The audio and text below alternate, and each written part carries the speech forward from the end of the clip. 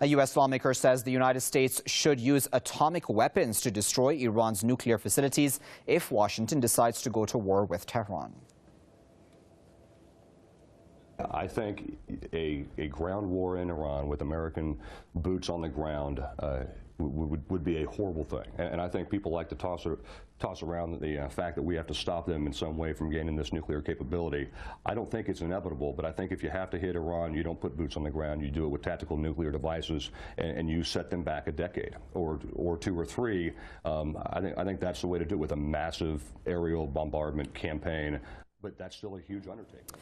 Hunter made those remarks during a C-SPAN interview on Wednesday. The hawkish lawmaker also slammed the recent landmark nuclear deal between Iran and the permanent members of the UN Security Council, plus Germany. Under the deal, no new sanctions will be imposed on Iran for a 6-month window of opportunity. The chairman of the House Committee on Armed Services also accused the Obama administration of, quote, making friends with our former enemies, while distancing America from longtime allies in the region like Saudi Arabia. Hunter's comments come as Sheldon Adelson, the top political donor to Republican candidates, also recently called for the U.S. to nuke Iran. To discuss that further, and I joined Mr. Gordon Duff, who is the senior editor of Veterans Today, and he's now joining us live via Skype from Ohio. Mr. Duff, thanks a lot for joining us. Now, how seriously should we take Mr. Hunter's comments? And not meaning to correct you on this, but actually it's his father that's the chairman of the House Armed Forces Committee. The son joined the military, the Marine Corps, the service that I was in Vietnam, after 9/11. But as he joined as the son of one of America's top lawmakers and the leader of really America's military lobby, his service in both Iraq and Afghanistan as an artillery officer, staying miles from the front, lobbing artillery into Fallujah and other cities, seemed to have left him separated from the ideas of what war involves. My analysis of what he's had to say, and I can't go anywhere else, he's either on narcotics or he's hopelessly insane. There's no other possibility. He's a raving lunatic.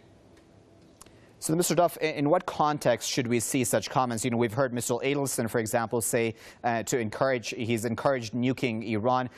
In what context should we see this? Is this an appeasement of Israel? Well, oddly, I have more respect for Adelson. Adelson's an American veteran, served in World War II. He's a Las Vegas gambling boss. He's got longtime shady connections with organized crime. He's admittedly a very shady character. Likable, funny guy. A lot of us enjoy the crazy things that Adelson says. He's always in and out of courtrooms or facing prison for one thing or another and just skates by. He's a likable sort of guy. This is a young, spoiled brat, the son of a very powerful individual who's not just advocating nuclear war against Iran, which he's pulling out of the middle of nowhere, but he's advocating that we attack Afghanistan and Iraq as well, saying that they're under control of, I believe he calls them fanatics. And the fanatics he's pointing at, of course, are the governments that his own political backers put into power. This is somebody who's very divorced from reality. We had the same thing come up with Barbara Bachmann a while ago, John Bolton, another right-wing extremist in the U.S.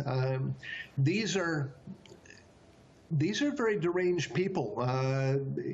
It's hard to accept that people that really belong in custodial mental health care can reach positions of importance or end up on television in the U.S. But frankly, it's the case. There's nothing this individual said that doesn't indicate anything other than he's seriously deluded.